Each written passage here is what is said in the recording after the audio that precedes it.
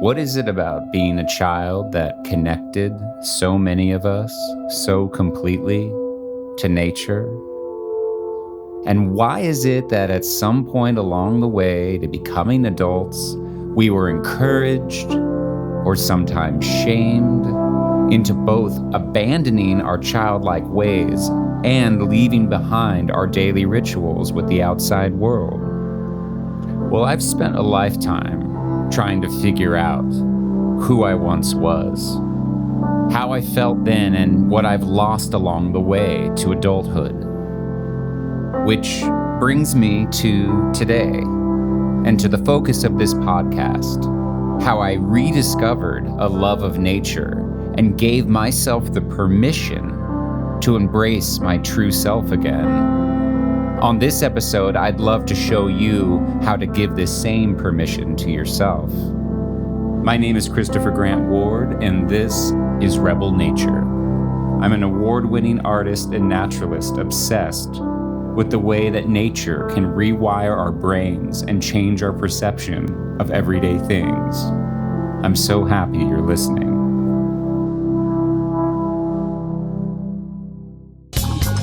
Okay, so here I am at the end of another day. My shop, my clothes, my hair, the backyard covered in sawdust. David Byrne is on the radio. Once in a Lifetime is playing. An entire green waste garbage can is filled to the brim with mahogany chips. I've just tracked mud and paint into the house, and I've been told I stand out just a little bit in the neighborhood, walking the dogs around in dust-caked Nike running pants and an old wood-stained marathon t-shirt. And I couldn't be happier. Now David Byrne is singing one of his most famous lyrics. And you may ask yourself, well, how did I get here? It's a great question, and it's taken me a lifetime to find the answer for myself. And I want to share with you what I've learned, but to do that, I'm going to need to go back, just for a moment, to my childhood and how it was for me growing up. I'm what they call the Xennial generation, right there in between Gen X and Millennials. I never saw Star Wars in the movie theater, but I did see E.T. The Atari 2600 was old, and the Nintendo was brand new. I did use paper maps in my car in college because I had no smartphone or social media until well into my 20s. And I was fortunate enough to grow up in a time where I could listen to David Byrne, Radiohead, and the Arctic Monkeys growing up. But most important to this diversion about my past and where I come from is to understand where I was born, in Walnut Creek, California. Because see, Walnut Creek surrounds a large portion of Mount Diablo State Park, and the city owns more open space per capita than any other community in the state of California. And just before I was born, Walnut Creek purchased 1,800 acres of undeveloped hillsides, ridgelines, and park sites, all of which ran straight up to my backyard. At full view, these hills glow orange, rust, and straw in the summer, and I'd run them with friends or often alone day to night. I grew up building forts, climbing oak trees, getting whacked in the head with rocks, digging pits, and all the other things many children do to explore the world in a hands-on, dirty, and messy way, just waiting for the streetlights to come on to know that I was needed home for dinner. Of course, before we would go inside, we would slide our shoes off the curb to scrape off the mud, leaving these telltale triangular wedges to dry in the sun, a fairly common symbol that summer vacation was in full force. And I'd see all kinds of wildlife there too. On a daily basis, I would see owls, wild turkeys, turkey vultures, hawks, lizards, the occasional coyote, and I assumed this was normal. I mean, I think if you grew up in a rural setting, it would be. But I was living in a brand new suburban real estate development on the edge of a completely undeveloped world, which created a unique time of flux between the natural and the concrete. As the years went on, those hills had more homes on them, the animals disappeared, all the wild things got settled. And I'm sure that I gazed around less and less as time went on, as I got older. Like the hills around me, even my own life was becoming more developed and more defined. But I don't quite recall when that started to happen. It seems like childhood left me slightly, one echo at a time. You know, you'll probably never realize the last time it was when your parent picked you up in their arms, but there was that one last time. I never realized when the last time it was for me to run through those hills pulling cattails from my socks. But yeah, there was a last time that happened. I just don't quite remember when it was. But I miss that way of being so much these days. And for so many reasons. I mean, even if you didn't grow up in Walnut Creek, it feels like children are inclined to run outdoors, to create their own worlds. Maybe it's drawing the floor plans of some palace on concrete sidewalks with chalk, or performing a magic show for the neighborhood to watch. Most children, without social media, without smartphones, ran outside in the early 80s to just build a world of dreams. It's as if we already innately knew where the wild places were and where the world of rules resided. So, as a side note, I do want to say no one's childhood was perfect, and certainly mine wasn't either. In fact, I often ran outdoors in the hills to escape and have my own time. So I'm certainly not saying that everyone's childhood should be a source of joy and dreams. Sadly, too often it's not. However, I do want to say that as a society, we are sad when we hear how someone's childhood was robbed from them, in whatever way that was. I feel like we all would mourn that loss and feel something was taken from that person. Conversely, as adults, especially in the United States, we don't seem to mourn the abuse that's endured daily at jobs, the stress of making ends meet, of how to save enough for healthcare and retirement that seems to get further and further away. In fact, it seems like this is expected of the adults. That a rough and uphill battle is part of the journey, that a certain amount of misery, of difficulty and challenge to fit in and make your way is required. That somehow struggle is what adulthood is. And that all seems very different than how we think about childhood and childhood innocence. So yes, with those caveats aside, I miss my childhood. Because since then, it's been adulthood all the way, which, as I've mentioned, has not lived up to all the hype, to say the least. My effort to find joy, or at least even solace, in a career, in a job of any kind, has left me feeling completely empty by the time I was 40. And I'm grateful to have had the opportunity to work and earn a living. I feel very blessed to have had some wonderful opportunities. But my issue was never with the work itself, but rather the implicit requirement that adult life needs to be full of antagonistic, conformist, difficult, and political situations. Situations we never imagined having to deal with as children. Maybe David Byrne is right. I don't know how I got here. This was never the dream I had when I was a little child. This was never the dream I had when I dug under rocks just to see what was there, when I was the most carefree and full of wonder as I ever was. Of course not. But geez, Christopher, when are you going to grow up? The problem with adulthood is that in an effort to grow up, I stopped gazing down at the world in front of me, down at the present moment. I want to pause here just for a moment to say how important community is to me. We benefit from many voices, and I want to make sure yours is heard, literally. New technology now allows me to add your comments, thoughts, and opinions retroactively. That means your voice can be added to the podcast episode you're listening to right now.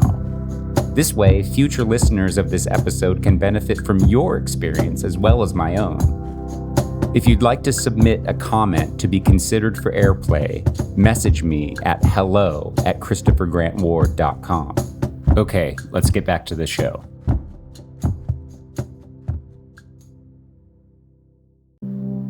I was fortunate enough to be able to go to an undergrad university. I chose to study business, mostly because I felt like it was the best way to navigate this adult world that I didn't understand.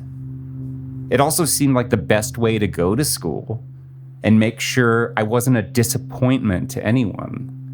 And I'll probably have to explain a lot more about that in a later episode, because it totally matters to being an artist and something that I'm still dealing with today. Still, no matter how hard I tried to live up to expectations, I admit my heart was never really in studying business. I do remember liking this particular class, though, because it was case study analysis, and I love to solve problems.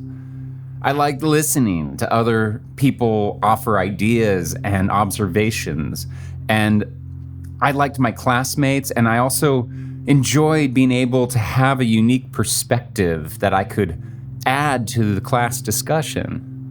But one day in particular, I remember the professor asked me to meet him after class. Christopher, I appreciate your enthusiasm, wanting to contribute, but look, I'm trying to get the class to focus with the time we have. We're speeding down the highway, and you're like focused on this flower growing on the side of the road. If you want to continue, if you want this business degree, you're gonna need to focus. Focused on a flower is a pejorative insult I'll never forget. What I heard was, get narrow. What I heard was, stop asking questions. I remember feeling lost and ashamed after that meeting.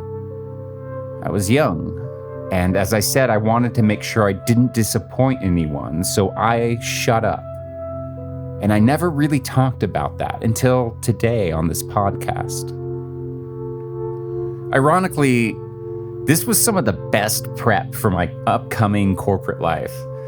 Don't rock the boat, fit in, make sure that me and the people on my teams don't get distracted and keep moving down the freeway. And now, like 20 years later, I realize what a gift this could have been. I was on a different path, and I wish so much that I could have listened to this advice in the right way. I would have immediately switched majors to, the study of beautiful flowers, forestry, or poetry.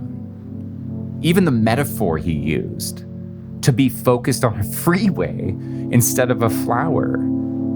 I mean, the context of this journal that rings so poignant to me these days. Of course that was me. It always was. It always has been. Why couldn't I just be okay with that? The problem with my adulthood is that I stopped gazing down. I rushed to become part of this world, to learn the grid and how to operate within it. Life told me who I should be before I had time to figure out who I was. And I lost myself.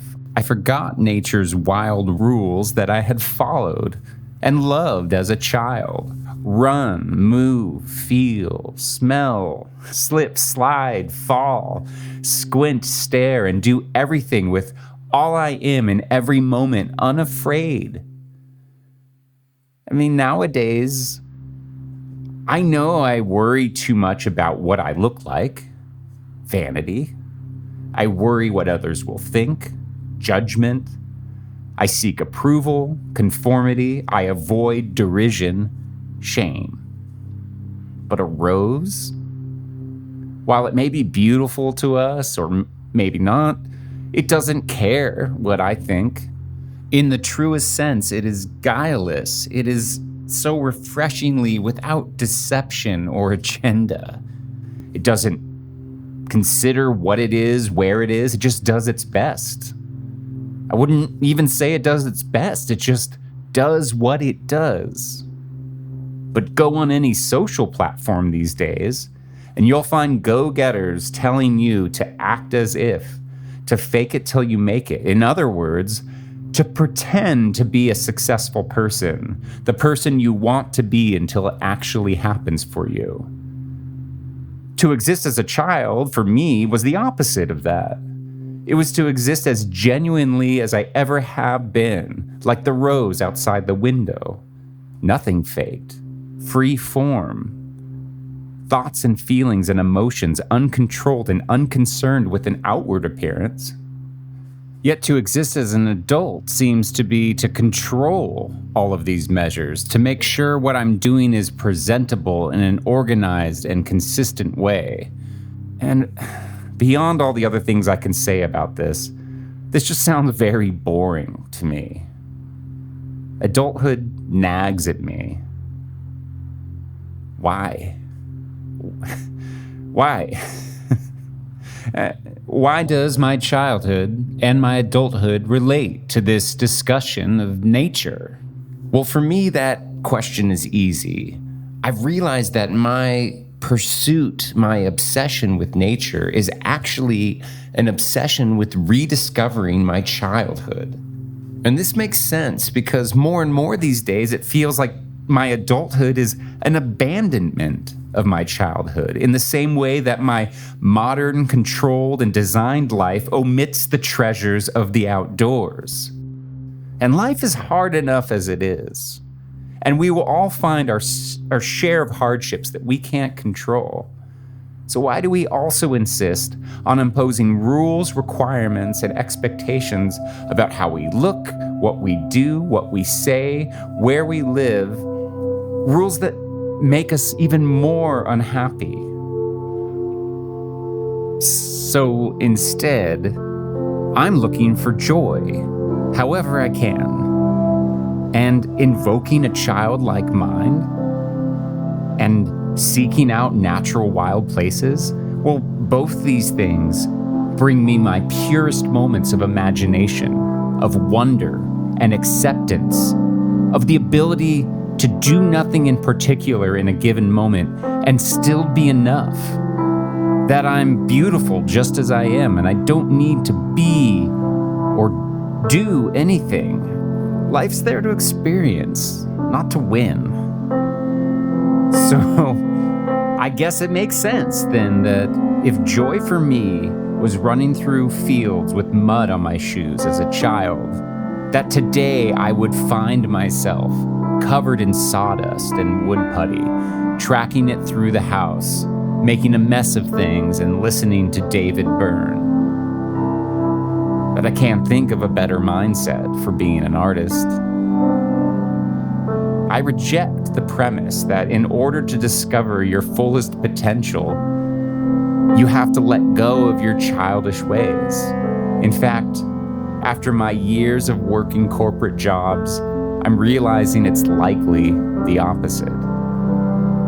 Perhaps the best life isn't making the most of everything, packing everything in as tightly as possible. Perhaps it might be a good thing to stop and pick cattails out of my socks, to have mud on my shoes, and to ask myself, how did I get here? How do I work this? Do I even need that large automobile? It's okay to stop and ask questions. It's okay to focus on the flower instead of the freeway. At least some of the time. Because if there's a model for me for how I am when I'm the happiest, I'm reminded today more than ever that it's right there, right outside my window. Thank you for listening to my podcast, Rebel Nature. Don't forget to follow the show, and also, I encourage you to share this with just one person that you feel might find this episode worthwhile.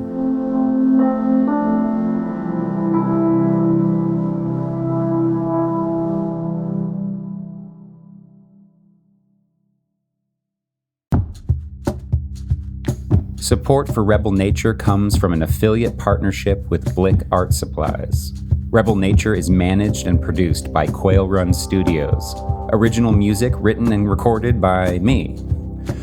Any commercial music that may have been used in this episode has been licensed for airplay by the Harry Fox Agency, 40 Wall Street, New York, New York.